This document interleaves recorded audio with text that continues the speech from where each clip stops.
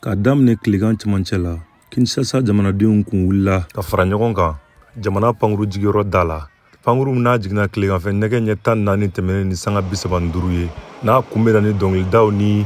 jimefɔw ni ɲɛnajɛba ye minnu ye heure caman kɛ ka kɔnɔli kɛ ni nisɔndiya ye. Bogotiginin dɔ y'a lase k'ale ye mɛlɛkɛ de ye mun kun kɔntannen nu kosɛbɛ a kelen kɔfɛ ka Pape Francis ye a ka papa mobile la mun kɛra kilomɛtiri 25 ni jamana dugu kɔnɔna la. U ka tɛmɛli ni kunbɛnni ka bɔ pankuruso la kɔni fora mɔgɔ ba tan yirika caman de fɛ minnu kun bɛ tamabaw la megapole sirabadaw la sigida mun n'a bɛ taa mɔgɔ miliyɔn 15 ɲɔgɔnna la. Wulikajɔ mun kun makɔnɔlen no juillet kalo tɛmɛnen san 2022 o taama in bɔra a ma ka sababu kɛ Pape Francis ka kinberekun dimi dɔ ye mun si bɛ san 86 la